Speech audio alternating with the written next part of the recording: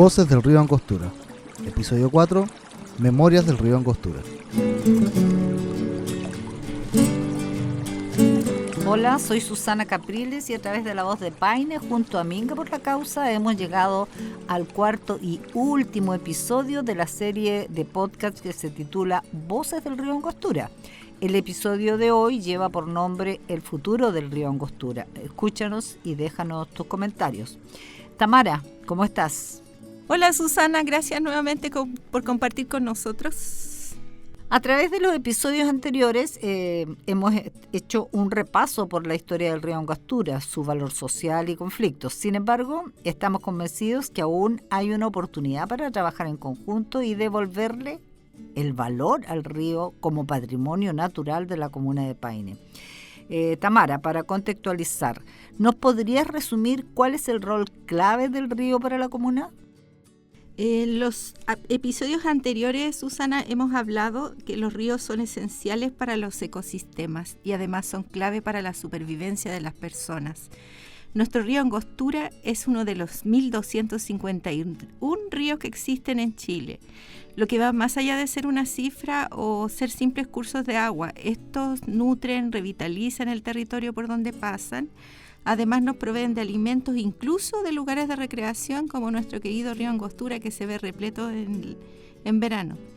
También los ríos son claves durante las sequías e inundaciones y no debe quedar ninguna duda que sin ellos no podríamos subsistir. Claro que sí. Considerando todos estos antecedentes, Tamara, y la importancia del agua en el territorio, ¿cómo podemos contribuir desde la comunidad en la conservación y protección del río? A mi parecer, lo primero es que seamos voceras y voceros del río, informando, creando cada vez más redes de conciencia para que las comunidades, las localidades, los vecinos y las vecinas colaboren con el monitoreo de las aguas y también con la denuncia. Para monitorear, uno no necesita ser experto o experta, solo basta con observar cómo va cambiando el río, por ejemplo, o el estado de su agua. Veamos algunos ejemplos concretos. Una infraestructura que está mal hecha, sin una buena planificación, puede tener un impacto tanto en el agua como en las riberas del río. Por ejemplo, a lo largo del río Angostura, sobre todo en el sector de Águila Sur, hemos visto el levantamiento de represas artesanales que hacen los mismos visitantes, que bloquean la migración de peces y por ende la conexión entre los hábitats. Al detener y aposarse el agua, sus propiedades cambian, impactando directamente a las especies que habitan el río. Otro ejemplo donde puede aportar la comunidad y puede involucrarse también es monitorear el desvío de los caudales o el desvío del caudal principal.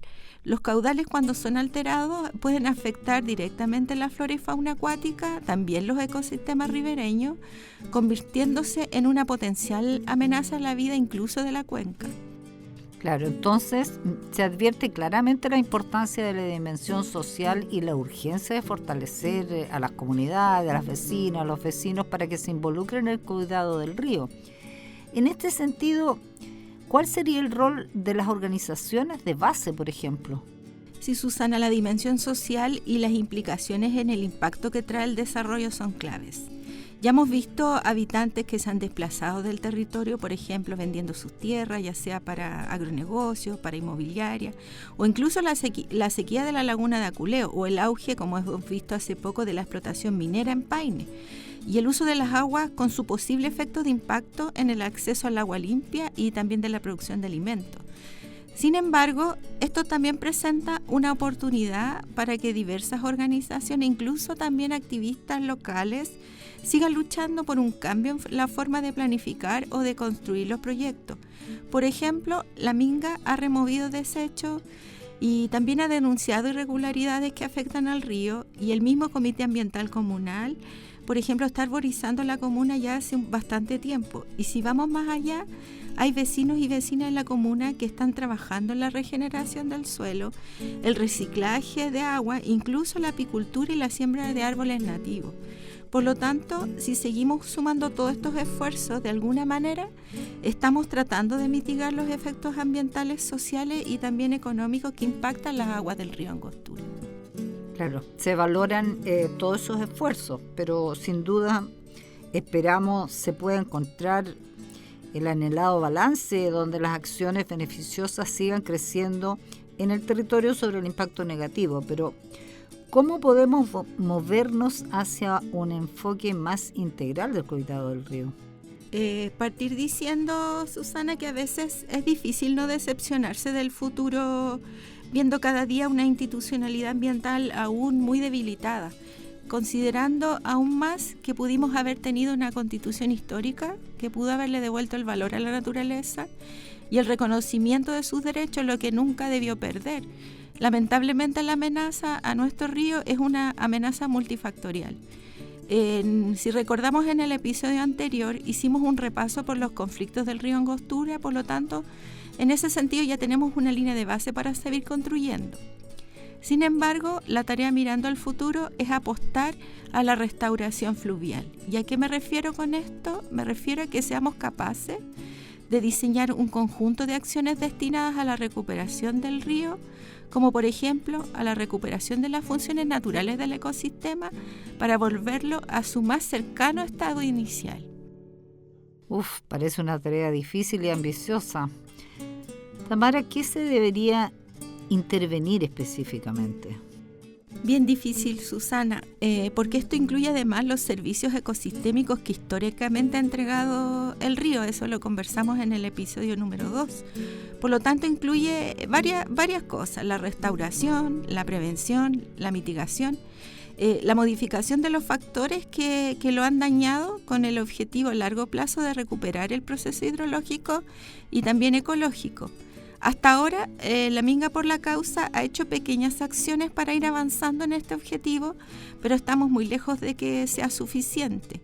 Debemos tomar conciencia sobre la explotación a la que ha sido sometida el río en estos momentos con un alto nivel de estrés. Por lo tanto, es nuestro deber reparar esta situación y siendo realistas en este proceso a la vez.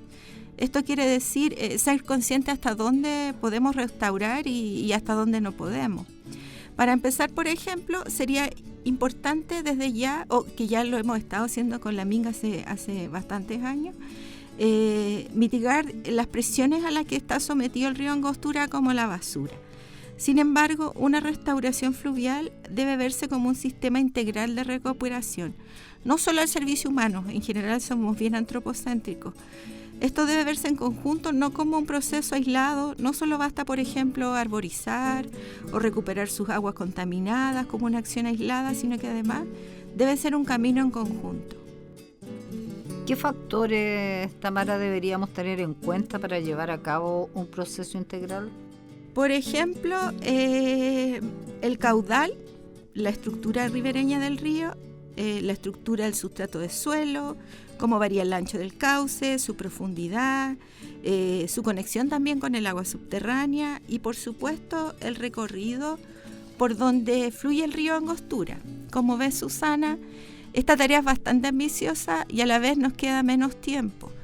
Por otro lado, también queda el desafío de evaluar de qué modo la aplicación de las normativas están a favor o aplican a favor o desmedro del río Angostura, y también evaluar las herramientas disponibles. Por ejemplo, una herramienta que nosotros en la Minga hemos usado es la herramienta también del caudal ecológico, porque a través de este instrumento se busca asegurar un régimen de caudal para preservar el ecosistema. Sin embargo, como hablamos en el episodio anterior, ¿qué pasa en situaciones de periodos con decretos de escasez hídrica? ¿Cómo aplica el caudal ecológico? ¿O cómo opera también en los derechos de agua adquiridos antes del caudal ecológico mínimo? Si se impacta o no se impacta. En general, eso no se toca. En este sentido, volvemos nuevamente a la necesidad de una mejor planificación del territorio, ahora que está en la palestra el Pladeco comunal, y políticas más integrales para la gestión de las fuentes de agua, que en ocasiones, al hacerlo mal, el costo es mayor. Recordaremos varias experiencias en Chile como el puente Caucay y otras que nos vienen a la memoria. Sí, oye, y bueno, el tema del balance es complejo, ¿eh? ¿Y cómo lo podemos hacer? Porque por un lado está el punto de vista ecológico y por otro lado cubrir también las necesidades humanas. O sea, ¿cómo llegamos a ese balance? Ese es un gran tema y un gran desafío a la vez, y me encantaría tener la fórmula, Susana. Sin embargo, creo que acá lo clave es gestionar adecuadamente nuestro río Angostura para que ambas necesidades, como tú mencionas, sean cubiertas en un contexto donde cada vez hay más demanda de agua, ya sea energética, riego, consumo humano, etcétera. Pero a la vez debemos estar conscientes, como dice el dicho, pan para hoy, hambre para mañana. Si seguimos interviniendo de esta manera extractivista y con una mirada tan antropocéntrica a los ríos, estaremos causando daños irreversibles a sus funciones y servicio ecosistémico. Debemos ser capaces desde ahora ya de apostar a la sostenibilidad de los proyectos hídricos y a la protección de nuestros ríos, que son esenciales para la estabilidad del ecosistema fluvial, me refiero específicamente. Lo que se ha convertido en una preocupación no solo a nivel país, sino que a nivel mundial a esta altura. Los ríos, como dato, los ríos representan menos del 1% de la superficie terrestre. Y en Chile, para no creerlo, tan solo el 1% de los ríos se encuentra protegido. Una cifra que duele. ¿Qué podemos hacer entonces bajo este enfoque para la gestión adecuada del agua, como mencionaste, Tamara? Sí, Susana, hay varias aristas que quizás ya algunas hemos aplicado, otras hay que seguir luchando para implementar. Lo primero, como mencioné anteriormente, una gestión integrada del río Angostura debe incluir un enfoque ecosistémico. Todos y todas necesitamos de agua, sin embargo, a través de este enfoque es posible un manejo sostenible y equitativo del agua que promueva a la vez su conservación y que ésta también sea justa. Y cuando digo agua, también estoy incluyendo el ecosistema que lo compone, la tierra y todo ser vivo, incluyéndonos nosotros y nosotras mismas. En segundo lugar, debemos ser capaces de fortalecer los procesos de gobernanza del agua, ahora que tuvimos hace poco el Día Mundial del Agua. Con esto me refiero a todos los procesos de gobierno, a las instituciones, a los procedimientos a través de los que se deciden, se toman decisiones y regulan los temas que impactan en conjunto a un territorio, a nuestra comuna. Como tercera arista debería haber un organismo autónomo de aguas que coordine y por supuesto tenga atribuciones para fiscalizar, que hay una falta tremenda de fiscalización. Esto como dato, Susana, te cuento que Chile es el único país de la OCDE que no tiene organismos de gestión de recursos hídricos, de cuenca para la gestión de recursos hídricos, a pesar del negativo panorama hídrico que tenemos a nivel nacional. Y junto con esto ya sabemos, el nefasto Código de Aguas que nos sigue rigiendo hasta ahora. En cuarto lugar, sería muy importante apostar a la conservación del río Angostura como patrimonio natural. Esto le da un estatus de protección a la biodiversidad y al ecosistema en general. Tendríamos que ser capaces de abogar por la creación de áreas protegidas y también mejorar su manejo. Junto con ello se asocia obviamente mayor cantidad de fondos para acciones relacionadas con la conservación y obviamente planes de protección que sean planificados en general por todos los actores. En quinto lugar, la participación de todos las actores de manera inclusiva, no son el papel. Muchas veces nos quedamos en la invitación, pero no vamos al fondo, no hay una participación real. Pero desde las etapas iniciales del proceso de toma de decisiones, no cuando el queque está cortado. En este sentido, recuerdo que el acuerdo de Escazú, que le costó tanto firmar a Chile, a pesar que fue uno de los promotores de esta iniciativa, no solo sea un mero trámite, está pasando lo mismo con los defensores ambientales, que también está dentro del acuerdo de Escazú, una mayor protección.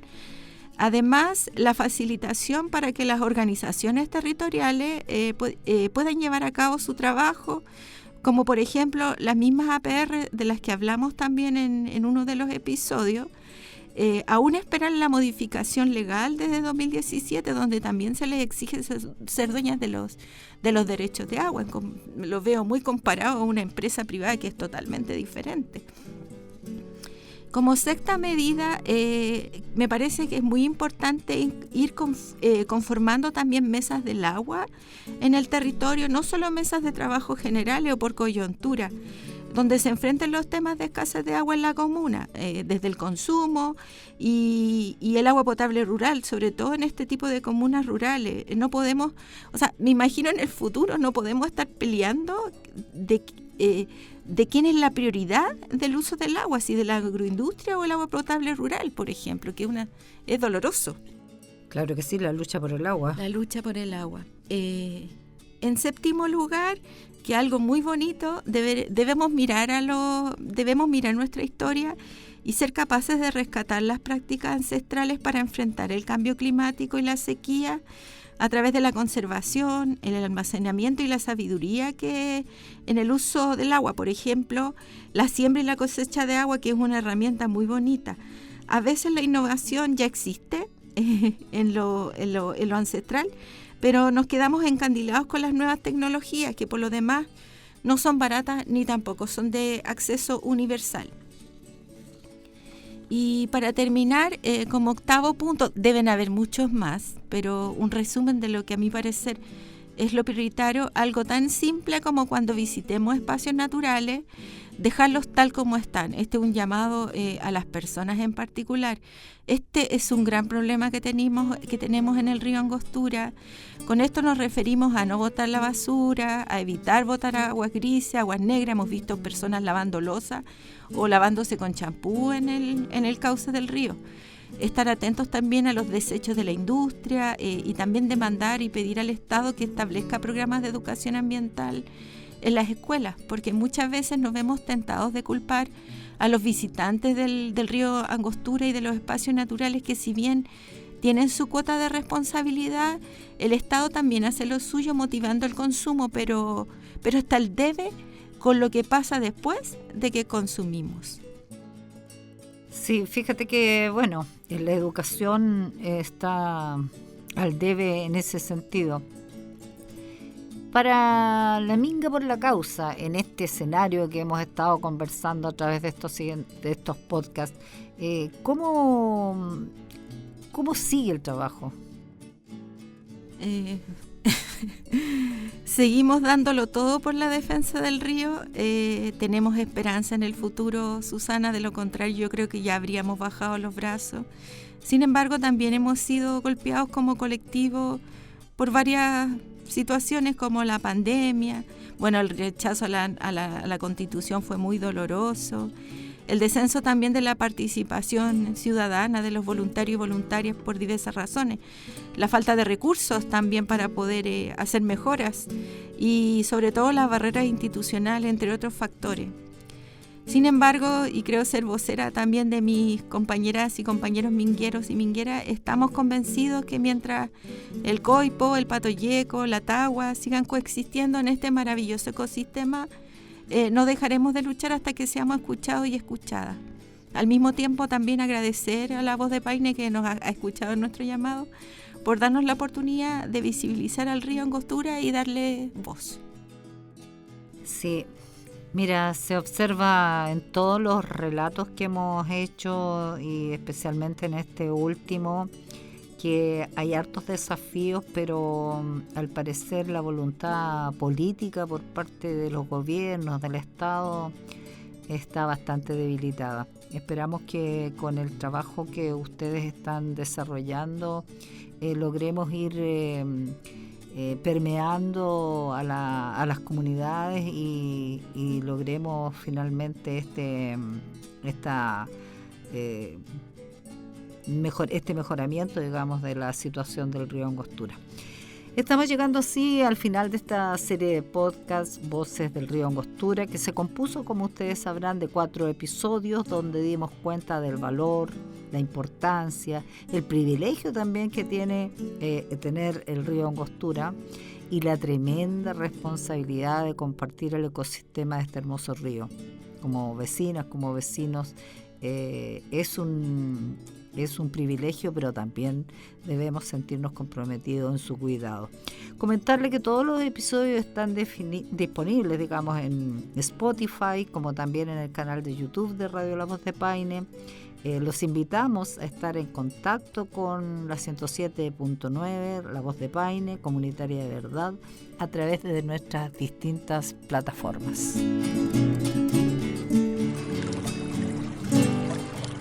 Agradecemos a Tamara Mesa, vocera de Minga por la causa, y al equipo de La Voz de Paine.